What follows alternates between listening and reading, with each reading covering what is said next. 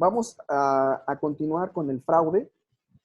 En el video de YouTube me quedé hasta la fracción cuarta, que es cuando se hace uno de servir un servicio, un producto, y no lo pagas. Los tacos corridos les ponía el ejemplo, ¿no? La siguiente fracción, ajá, que es la fracción quinta, dice, del 404, dice el código. Ojalá que lo pudieran tener a la mano en las siguientes clases. Los días de las clases, exactamente, los días de las clases en línea van a ser los que eran presenciales, no van a ser a las 7 de la mañana porque, pues porque no, pero se los pongo en un horario más cómodo por si tienen que ir a un ciber, ¿sí? Algunos veo que están creo que en su casita, qué bueno. Bien, dice la fracción quinta, al que compre una cosa mueble, ofreciendo pagar su precio al contado y rehúse después de recibirla hacer el pago o devolver la cosa. Si el vendedor exige lo primero entre los primeros 15 días. Bueno, este fraude tiene varias premisas. Dice, al que compre, ¿de acuerdo? Tiene que ser un objeto lícito. Una cosa mueble, no puede ser un inmueble, ¿de acuerdo? Dice, ofrece pagar su precio de contado y al momento de recibirlo no lo paga. ¿Sí? Entonces, si el vendedor le exige dentro de los primeros 15 días la devolución de la cosa o el pago, ¿sí? Si rebasa los 15 días, se tiene que recurrir a la vía civil porque deja de ser penal. Es una condición que pide de temporalidad el código. Es muy común que nosotros podemos vender algo, ¿sí? Lo entregamos y no nos lo entregan, ¿sí? Entonces, no nos lo pagan, perdón. Entonces, lógicamente, bueno, aquí puede ser configurativo de fraude, es más o menos frecuente. Luego dice la fracción sexta, que es a la inversa. El que hubiere vendido una cosa mueble y no recibe su precio, ¿sí? Y se requiere la entrega dentro de los 15 días. Es similar al anterior, solamente que se invierte. En una es el comprador, la víctima, y en el otro es el vendedor. Luego dice la fracción séptima. Esta es para los bienes inmuebles, ¿sí? Al que venda, dice, a dos o más personas una misma cosa, sea mueble o raíz, y recibe el precio de la segunda. Aquí, en este fraude hay que tener cuidado, porque solamente el segundo comprador es víctima, el primero no, ¿sí? Inclusive la jurisprudencia dice, ¿no? Que el sujeto activo es el vendedor quien le hace creer al pasivo que adquiere determinados derechos reales, ¿sí? Es decir, una persona le vende a dos personas un terreno, ¿de acuerdo? En sí está mal dicho. ¿Por qué? Porque esta persona sí configura la venta con el primero, con el segundo ya no, porque él ya no es el dueño, ¿sí? Entonces el segundo cree que es dueño. Ahí es donde se configura el fraude, porque hace creer al segundo que todavía es dueño. Un bien inmueble se debe hacer la venta a través de un notario, pero algunos todavía van en los pueblitos que van con el juez de paz o hasta con el presidente municipal y hacen una constancia. No está formalizada, pero sí tiene valor legal y puede configurar. Inclusive hay algunos fraudes con los inmuebles donde se hacen las dobles ventas con notario. En la mañana van con un notario y en la noche del mismo día con otro, ¿sí? Lo que hace el notario, envía un aviso preventivo de venta para impedir que se movilice, pero a veces el notario hace que primero firme la escritura y después lo envía, el aviso preventivo, cuando debe ser a la inversa. Primero debe enviar el aviso y luego se hace la firma. Entonces, bueno, cuando se suscita ese tipo de problemas, ese tipo de eventos, se puede configurar el fraude con los inmuebles. Aquí hay un fraccionamiento que es Jardines de Tehuacán, lo han de conocer, hace muchos años, tuvo un montón de problemas, que incluso de 10 ventas, las 10 tenían problemas, ¿sí? Porque se daba mucho la figura de las dobles ventas. Está mal dicho, ¿sí? Porque solamente se puede vender una vez. La fracción octava está derogada. Vayan anotando si tienen dudas. Al final de la clase en línea, cuando queden 10 minutitos, me pueden hacer las preguntas correspondientes y si no, las resuelvo por mensajes.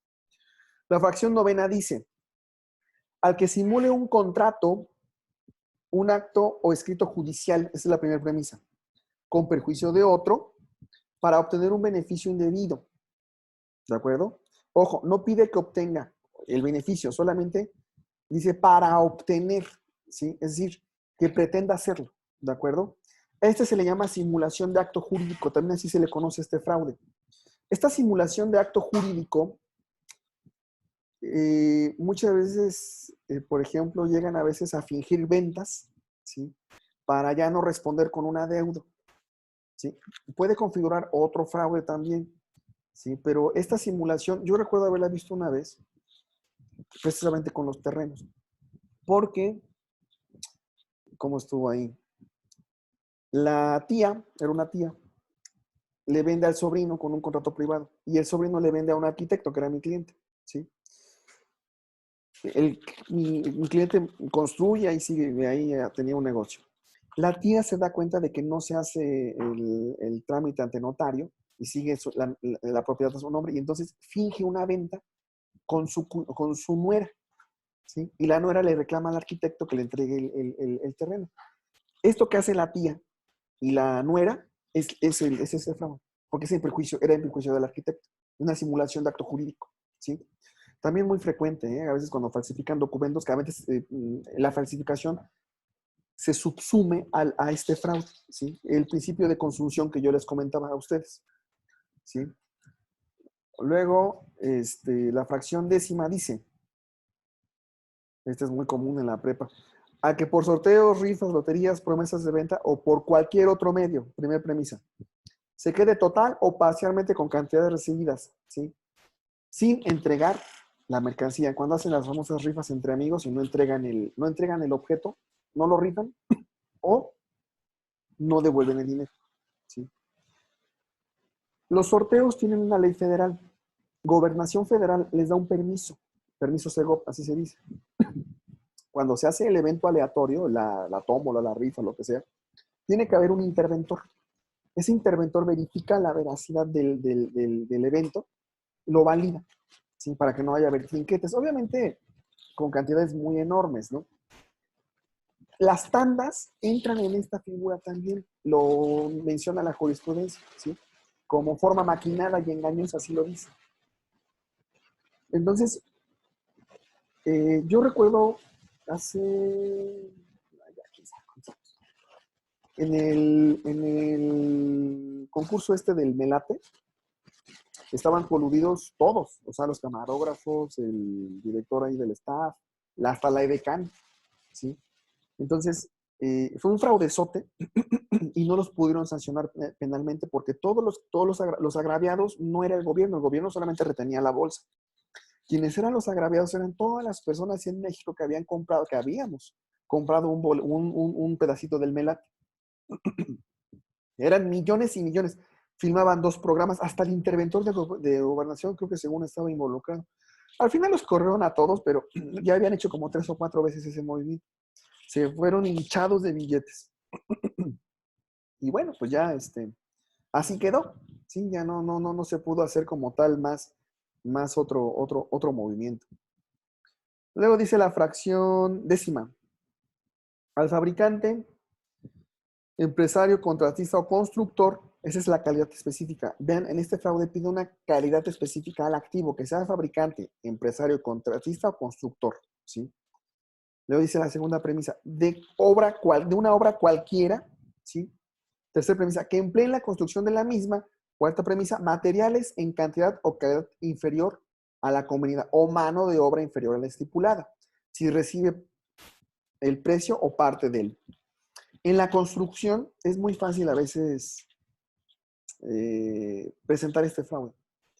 ¿Por qué? Las construcciones tienen que tener, por ejemplo, un tipo de varilla, un tipo de pulgada. Nosotros no podemos ver qué pulgada es. Ni siquiera podríamos ver si tiene cimiento o no. Si la casa te la venden diciendo es que tiene cimiento y no tiene, no te das cuenta hasta que pasa la desgracia, ¿sí?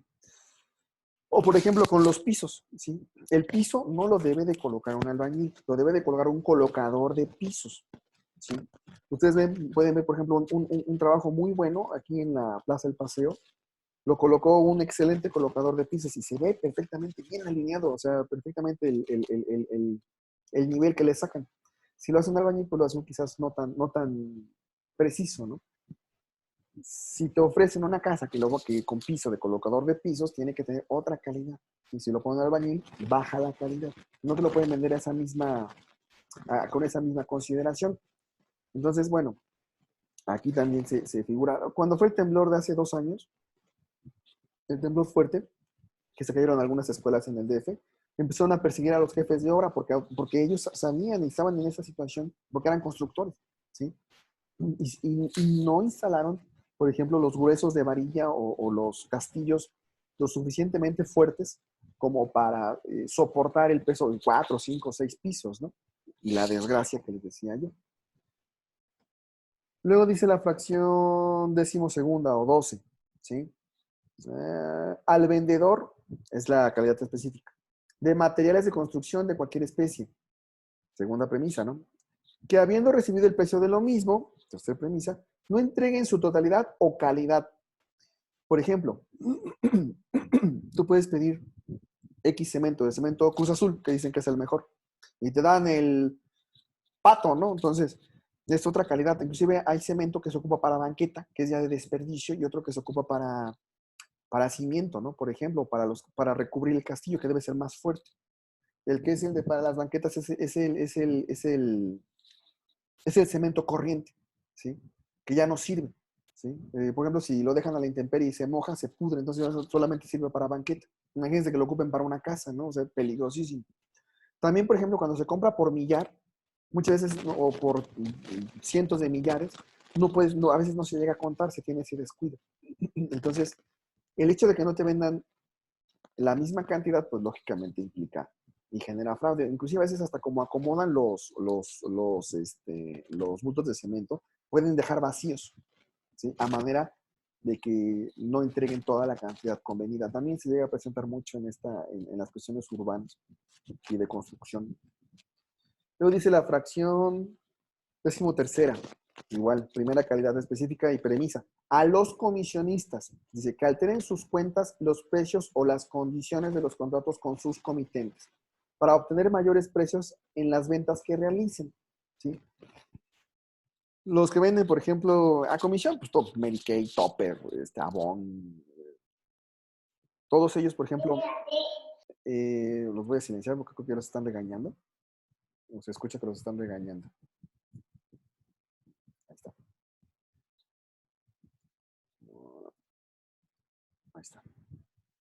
Ahí está. Sí, los comisionistas. A veces alteran las cuentas, los comisionistas, a efecto de que puedan recibir una de dos, una mayor ganancia o en su defecto, que una diferencia de la comisión se la queden ellos, ¿sí? Si venden, por ejemplo, un producto, les dan chance de que recorten un porcentaje, ¿no? Puede ser que no lo recorten y se quedan con esa diferencia y reportan que sí hubo una consideración porcentual, ¿no? A veces cuando el detrimento patrimonial es muy bajo, la autoridad ya nada más quizás recibe la querella, pero no le da un seguimiento, porque pues obviamente pues, lo cierto es que en nuestro medio la cuantía es muy importante para que se le pueda dar un seguimiento legal. Luego dice la fracción 15, es con los traspasos. Dice, al propietario de una empresa o negocio cuyo activo no baste a cubrir el pasivo y lo venda o traspase sin autorización de los acreedores de la misma negociación sin que el nuevo adquiriente se comprometa a responder por los créditos. Un negocio, o sea, el pasivo siempre debe estar en conocimiento del que se traspasa para que sea delictivo, ¿sí? Porque si no, está la figura de lo que le denominan lesión en materia civil. Yo recuerdo que una persona, un cliente, la verdad se lo trinquetearon terrible, le traspasaron un karaoke en el DF, en la Ciudad de México. El karaoke, el dueño había despedido a varios empleados y ellos le habían iniciado un juicio laboral hace algunos años. Le ganaron, ¿sí? Y ya estaban en el procedimiento de ejecución. Ya para embargar ya había perdido todas las instancias. Le traspasa el negocio a mi cliente y entonces, pues ahí me empieza a llevar y de repente le llega la notificación de la ejecución. Aplicó la figura en materia laboral que le llaman, creo que patrón sustituto. Y él dijo, no, pues yo no soy tu patrón, no me importa, pero tú quedaste como sustituto. No le avisaron, pero eso a la ley laboral no le importa. Y entonces, ¿qué sucedió? Tuvo que pagar. Inclusive, pues, el laudo laboral señalaba un monto tan elevado que él no alcanzaba. El karaoke creo que lo traspasaron por 300,000 y la ejecución del laudo era por más del millón. O sea, no tenía proporción.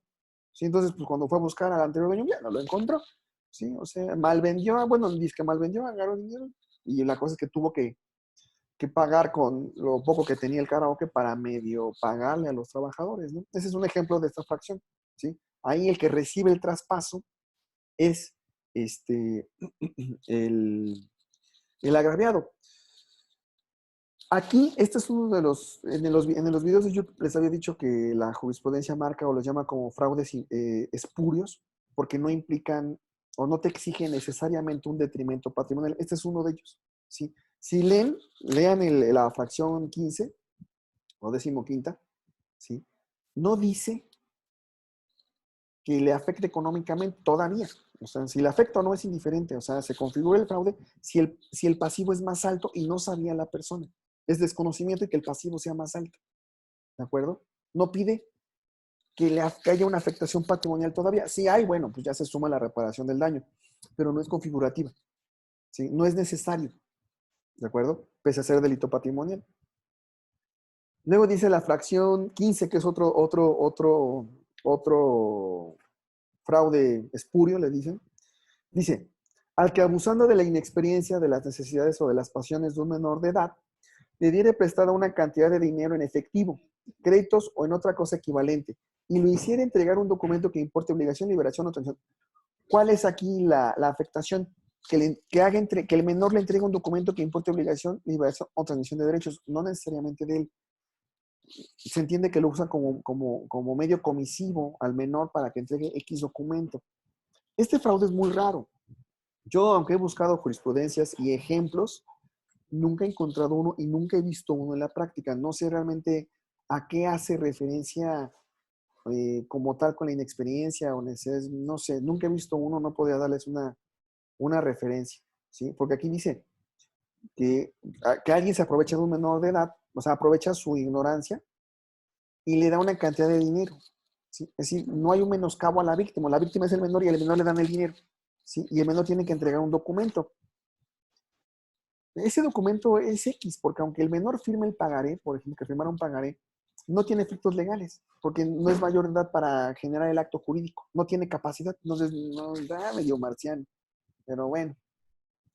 Luego dice la fracción 16ª, que está así, dice, al que explote, primer premisa, las preocupaciones, superstición o ignorancia de las personas, segunda premisa, por medio de supuesta evocación de espíritus, adivinaciones o curaciones, charlatanes, ¿sí?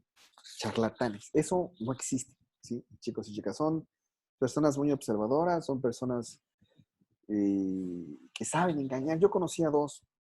Recuerdo uno que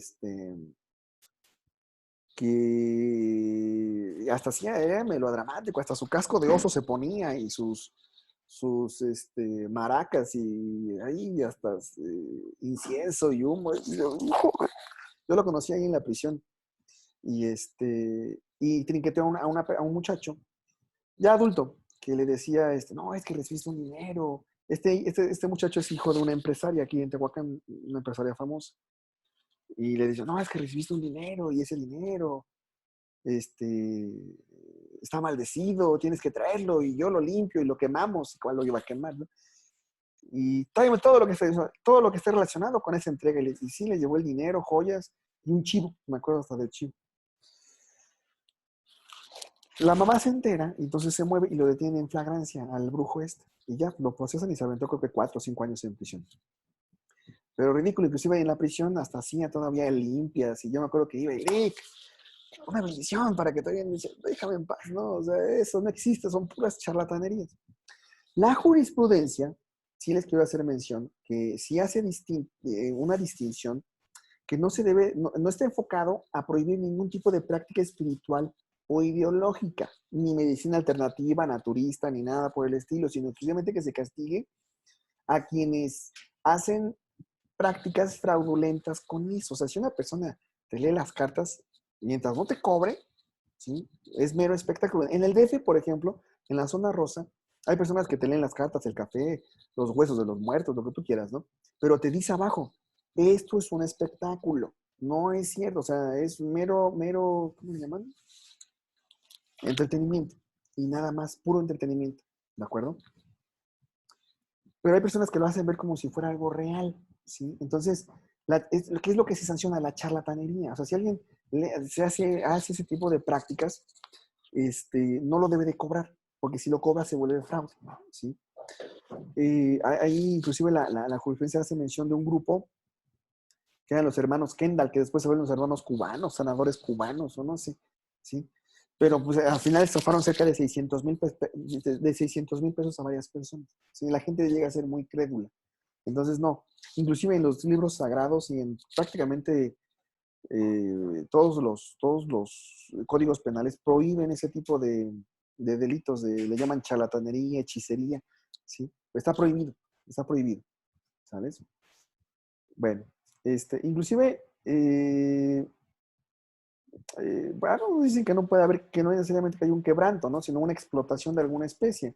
Puede ser hasta sexual, ¿sí? Entonces, se configura como fraude. Luego dice la fracción, ¿cuánto tiempo va? 12:26, ya casi se acaba esto. La fracción 17/17, ¿sí? Dice, esta es un poco extensa. Al que por cualquier razón tuviera a su cargo el manejo, la administración, el cuidado de bienes ajenos y perjudicaría, aquí sí tiene que haber quebranto, a su titular, alterando, es el factor doloso, en sus cuentas los precios, condiciones de los contratos, suponiendo operaciones o prestaciones. Este tipo de fraude también se le conoce como administración fraudulenta, así se le conoce también, administración fraudulenta. Así lo pueden encontrar en la jurisprudencia. La persona tiene que tener a su cargo la delegación de facultades para el manejo de esa administración, ¿sí? Los albaceas, por ejemplo, en las asociaciones, entran en esta figura, ¿sí? Si es que si hacen un mal manejo, ¿no? Dolosamente. ¿En qué se diferencia del abuso de confianza? Bueno, es que la administración fraudulenta recae casi siempre sobre cosas que el ofendido nunca había tenido en su posesión material. Entonces se concluye que el administrador actúa sobre el capital que le ha sido confiado con libre disponibilidad, ¿sí? Según la índole de cada negocio. Les voy a poner un ejemplo. Un cliente de una barrotera denunció a era como el gerente de compras, ¿sí? Él iba a la sierra y compraba materia prima, pero únicamente pues ahí en la Sierra Negra pues solamente notas de remisión, notas de esos blogs sencillos, ¿no? Pero él los alteraba, ¿sí? Entonces, a lo largo de 3 años, creo que había hecho un desfalco como de 700,000 pesos, ¿sí? Y lo denunciaron por esa figura, ¿no? Haciendo un conteo de toda la alteración en contraste con otras notas de otro gerente de compras, pues vieron las diferencias tan desfasadas, ¿no? Entonces, bueno, aquí en este caso también se configura. Vamos a dejarle hasta aquí porque ya van casi 30 minutos de clase y necesito dar un espacio para ¿dónde está? La retroalimentación. Aquí estoy. Bueno, ya se montaron un montón. Si hay dudas, al momento que ustedes hablen, la aplicación los va a proyectar en la pantalla principal. No empiezan a hablar todos al mismo tiempo, ¿no? Entonces, hay un panel que dice participantes, dice 18, obviamente estoy yo. Entonces, de arriba hacia abajo, o sea, Alan Contreras, Anaí Seferino, Dareli Rodríguez, vamos en ese orden. Si tienen preguntas en ese orden, vamos. Si no, o si les llegan después las preguntas, igual por la aplicación en mensaje privado les puedo responder, ¿sale? Entonces voy a activarlos. Es el audio para todos. Ahí está. Así que a la una, bueno, si alguien tiene dudas, ahora es el momento.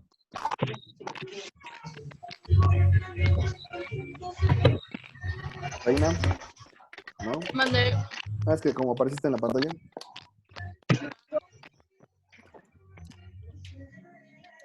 ¿Dudas? No. Profe, yo tengo una duda, A ver. pero no es del tema del robo. Como Ah, estaba viendo sus videos, tengo una duda con el artículo 389 en el capítulo de robo. a ver, ¿qué dice? menciona que es al que se le imputare el hecho de haber tomado una cosa ajena y acredita haberla tomado con carácter temporal para su uso, Robo se de le uso. aplicarán de unos 6 meses de prisión. Sí, es atenuante. No se negó a devolver. ¿Mande? Es atenuante. Ah, exactamente, atenuante. Pero mi duda es, ¿cómo puede acreditar este hecho de que solamente lo tomó con carácter temporal? Mira, ¿Cómo básicamente acreditarlo? los elementos, voy a silenciarlos a todos porque creo que alguien está cuidando un bebé. A ver, ahorita los activo, permítanme. Ajá. El robo, no, perdón, el robo. Los medios probatorios, que eso se ve en procesal penal, obviamente son diversos. Básicamente está abierta la carta para que tú puedas acreditar el robo de uso. ¿Cómo se puede acreditar? Yo pienso que con la misma declaración del agraviado, que diga es que me lo robó, pero me lo devolvió, no deja de ser robo. Pero él tendría que decir es que me lo devolvió, o que los policías dijeran, no, pues es que, o que el mismo activo dijera, no, pues ya lo iba yo a devolver, ¿no? Ya iba yo en camino. Yo una vez vi un robo de uso hace, qué sé cuántos años, de un coche, lo tomó, era el lavacoches, lo estaba lavando, y entonces no le dieron las llaves. Entonces, el otro eran dos lavacoches. El otro lavacoches le empezó a dar disque un paro cardíaco. Entonces tomó las llaves y se lo llevó porque no pasaba en taxis. Lo llevó al hospital, ¿sí? Y entonces, cuando lo lleva al hospital, el dueño, pues no ve el carro, no ve las llaves y denuncia el robo. ¿De acuerdo? Entonces, cuando llega la policía para ver qué estaba pasando, va llegando el lavacoches, ¿sí? Ahí está y lo detienen, ¿no? ¿Por qué te robas el coche? Y ya medio que explicó y demás. Y el juez, no fue en el MP, el juez ya determinó con la propia declaración con la declaración del otro lavacoches, que había sido de forma temporal, no le exenta de la sanción, ¿sí? Sino que simplemente se le disminuye, pero ahí yo creo que se durmió la defensa, porque pudo haber acreditado hasta quizás estado de necesidad, se durmió la defensa, pero bueno, lo manejaron como robo de uso, o sea, lo querían manejar como robo de vehículo, y el juez ya se consideró y dijo, no, va a ser robo de uso, ¿sí? Pero bueno, ya se va a acabar esto, sí, espero que haya resuelto la duda. Si hay otra duda, me lo pueden decir por la aplicación o mañana, espero no tardarme tanto o dar por lo menos unos 15 minutos en vez de 10 para resolver dudas, ¿de acuerdo? Insisto, cualquier duda, háganmela saber por mensaje privado y si no, mañana o en las siguientes clases, antes del examen, doy espacios en línea para resolver las dudas, ¿de acuerdo? Bueno, se portan bien, me voy a la siguiente clase. No se contagien, échenles ganas y nos vemos. Yo creo que mañana, los miércoles tenemos clase, ¿no? Los jueves, ¿ya? ¿Jueves? Ok, entonces el jueves les programo la clase, yo creo que igual como a esta hora, ¿de acuerdo? Les aviso por la aplicación. Se portan bien, ¿vale?